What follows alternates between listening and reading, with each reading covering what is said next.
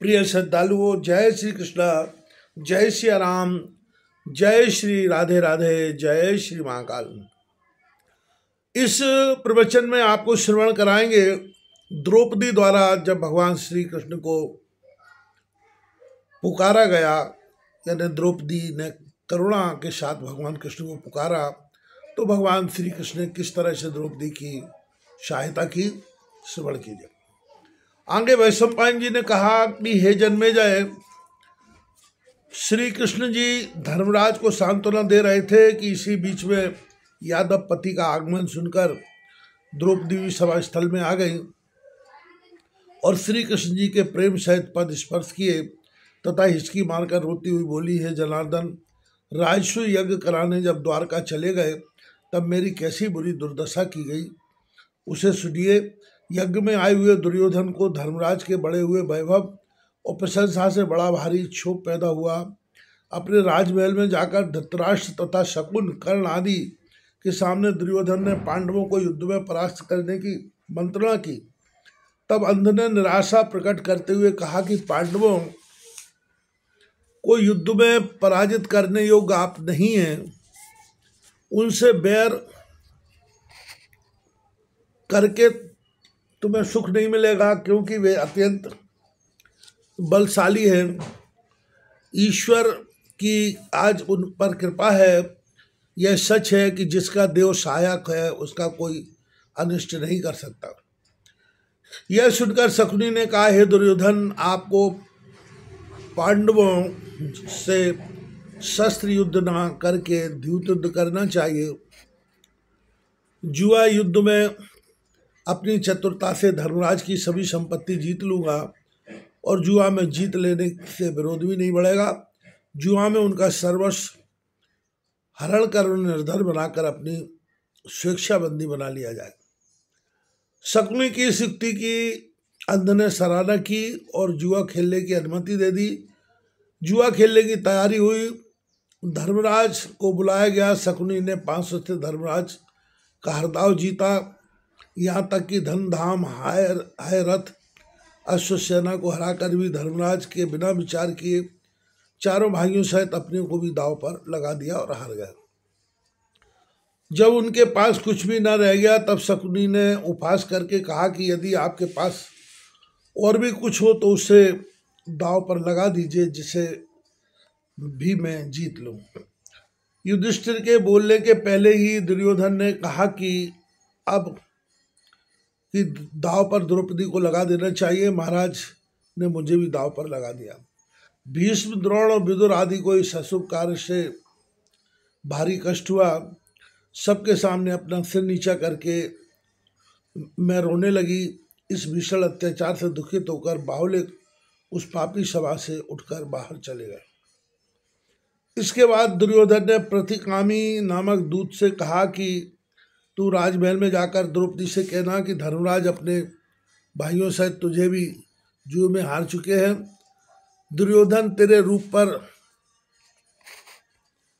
मोहित है, अतः तुम इसी समय राजसभा में चलकर दुर्योधन को खुश करने के लिए उनकी जंघा पर बैठो।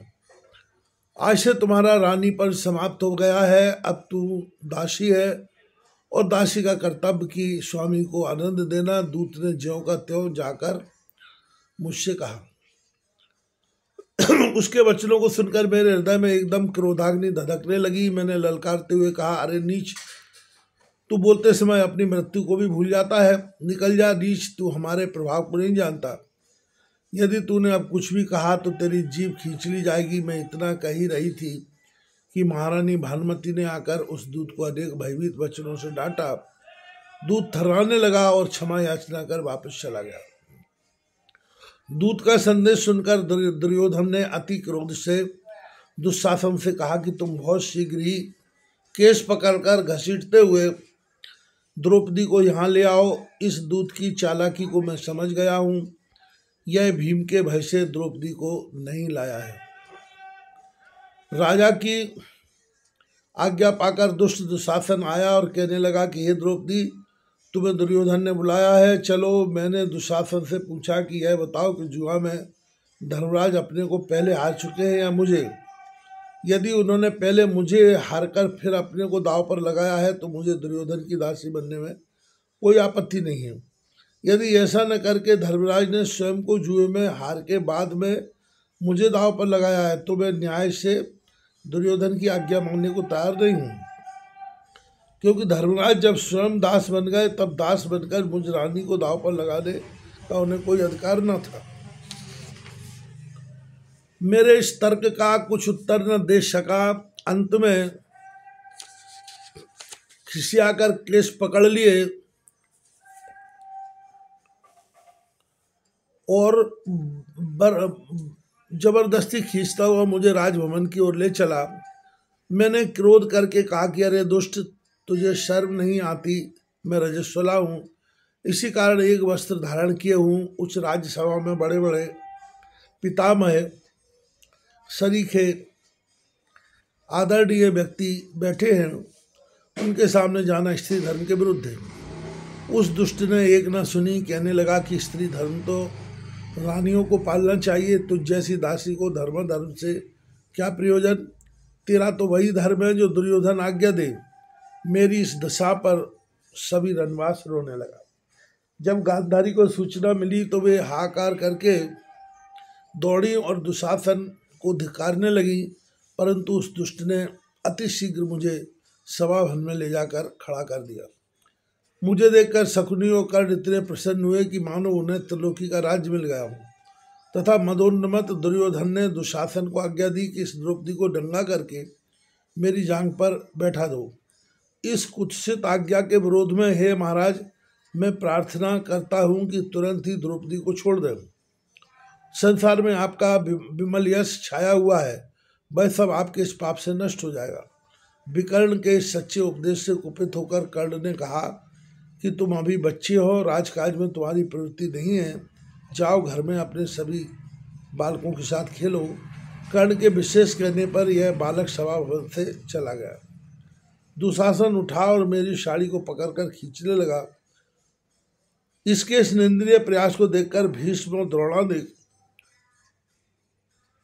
पति रोने लगे। मैंने अपने को असहाय जानकर असरण हो शरण देते हुए आपका स्मरण किया। मैं पुकारने लगी, हे नाथ, हे दामोदर, हे कृष्ण, त्राहिमाम, रक्षा करो, रक्षा करो। अत्याचारी दुशासन हमारा वस्त्र खींच रहा है। वस्त्र छूटने के पहले आकर मुझे नग्न होने से बचाओ। आर्तनाद भक्त भयहारी, आपने शीघ्र ही आकर मेरे छोटे वस्त्र में प्रवेश करके उसे अनंत कर दिया। 10,000 हाथियों का बल था, जिसकी भुजाओं में वह दुशासन 10 गज चीर को खींचते हार गया। सभा भवन में वस्त्रों का पहाड़ लग गया और समस्त दिशाएं कंपायमान होने लगी। बिना बादलों के आकाश में घोर गर्जना होने लगी तथा दुर्योधन की यज्ञशाला में शार चिल्लाने लगे। गधे और कुत्ते रो रो कर इधर उधर दौड़ने लगे। दुशासन परास्त होकर मेरे वस्त्र को छोड़कर अपने आसन पर मुंह नीचा करके बैठ गया। इस आश्चर्यजनक चरित्र को देखकर सभी सभासद चकित थे। मुझे निर्वस्त्र न देखकर दुर्योधन का मुख मलिन हो गया और वह कुछ भी न कर सका। उस घोर आपत्ति में हे प्रभु, आपने ही मेरी रक्षा की थी। वैशंपायन ने कहा कि द्रौपदी रोष में आकर कहने लगी कि हे दीनबंधु, मुझे इन कुंती के पुत्र अपने 5 पतियों पर कोई भरोसा नहीं है। ये दुर्योधन से डरकर मेरी रक्षा न कर सकते थे। मेरी रक्षा करने वाली तो आप ही है, आप पर मेरा पूर्ण विश्वास है। इसके बाद द्रौपदी ने कहा कि जब दुशासन अपने कुत्सित प्रयास में सफल न हो सका और चारों ओर अपशकुन होने लगे तो घबराकर अंध ने संजय से सभा का समाचार पूछा। तो उसने कहा कि आपने दुर्योधन और दुशासन को पाप की ओर जाने की स्वतंत्रता दे दी है। उसका सुफल कुछ ही मिनटों में आपको भोगना पड़ेगा। कुछ ही क्षणों में धर्म की रक्षा करने वाले भगवान का सुदर्शन चक्र तुम्हारे पुत्र पौतों को हम लोग पहुँचा देगा। इस भयावह समाचार को सुनकर धृतराष्ट्र बोला कि ये संजय, मुझे अतिशीघ्र राजसभा में ले चलो। संजय अंधे को लेकर आया। उसने आकर अपने पुत्रों को धिक्कारते हुए कहा कि अरे मूर्खो, इस कुल की बधू की अप्रतिष्ठा करने से, उस घोर नरक से तुम्हें विश्व की कोई भी शक्ति नाश से नहीं बचा सकेगी। धृतराष्ट्र की गंभीर गर्जना के सामने दुर्योधन के सहित सभी सभासदों ने अपना मुंह नीचा कर लिया। इसके बाद उन्होंने मुझसे कहा कि हे पुत्री, तेरा इन दुष्टों ने घोर अपमान किया है। वास्तव में यह अक्षम अपराध है, परंतु बेटी, मेरे बुढ़ापे की ओर ध्यान करके तुझे शांत हो जाना चाहिए। मेरी यह प्रबल इच्छा है कि तुम मुझसे इच्छित वर मांग। बहुत कुछ प्रीति युक्त आग्रह करने पर मैंने कहा कि ये पिताजी, यदि आप मुझे कुछ देना चाहते हैं तो मैं आपसे यही मांगती हूँ कि मेरी पतियों को दास भाव से मुक्त कर दिया जाए। इस वरदान के आने के बाद अंधे ने कहा कि प्रिय पुत्री, तू मुझे प्राण से भी अधिक प्रिय है। इन मेरे पुत्रों ने तेरा जो अनिष्ट का अपमान करके क्रूर कर्म किया है, वह मेरे हृदय को प्रदीर्ण किए दे रहा है। उसमें एक भी शब्द असत्य नहीं कह रहा हूँ कि धर्मराज और दुर्योधन मेरे दो नेत्र हैं। मैंने कभी भी बेटी तुम्हारी स्वप्न में भी अनिष्ट नहीं चाहा है। इस दुर्योधन ने इसको कर्म से मेरा काला मुंह कर दिया। हे द्रौपदी, तुम कुछ भी मांगो।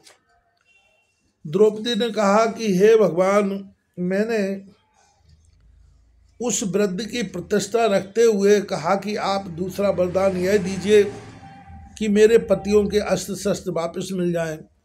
अंध ने तुरंत ही शस्त्र वापस दिला दिए। इतना हो जाने के बाद भी अंध को संतोष नहीं मिला। वह फिर मुझसे वरदान मांगने के लिए कहने लगा।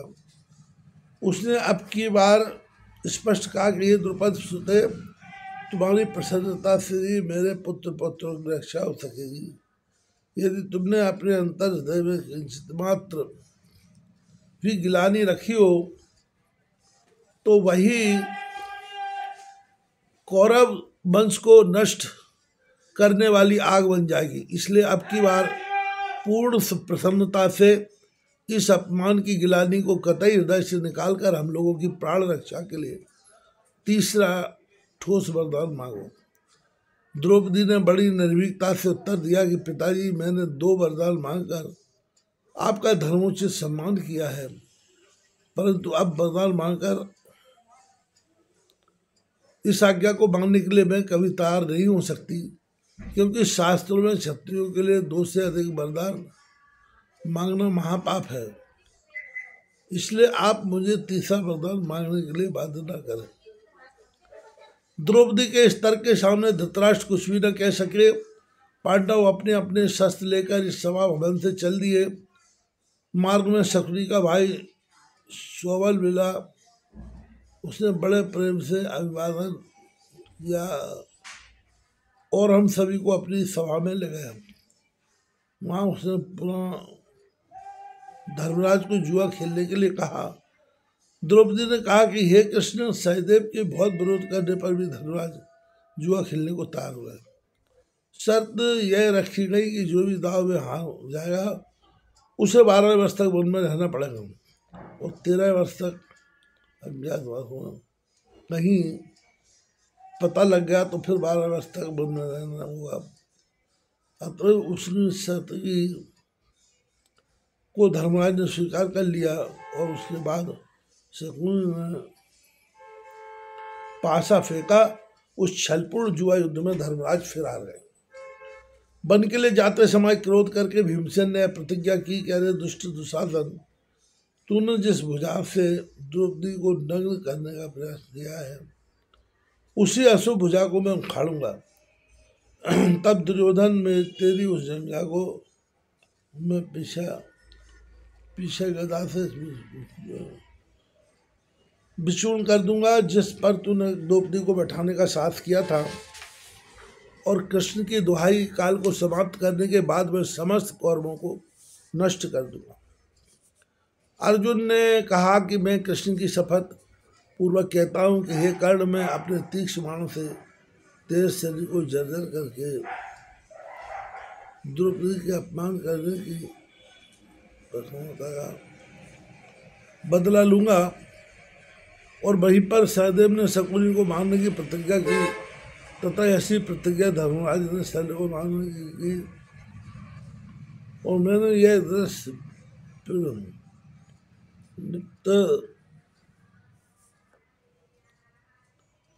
किया था कि मैं अपने सिर के बालों को तभी बांधूंगी जबकि मेरे इन बालों को दुष्ट दुशासन ने जिस हाथ से पकड़ा था उसी हाथ के रुधिर से धो लूंगी। ऐसा प्रण द्रौपदी ने किया था।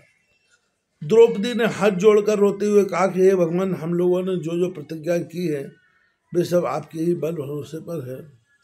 मैं 13,000 वर्षों से बालों को बिना बांधे आज तक विधवा की भांति जीवन जी रही हूँ। आप जैसे बलवान के सहायक होते हुए भी हम लोगों की प्रतिज्ञा पूर्ण न हो सकने और हम लोग घोर कष्ट सहते रहे, तो इससे ज्यादा और लज्जा की क्या बात हो सकती है।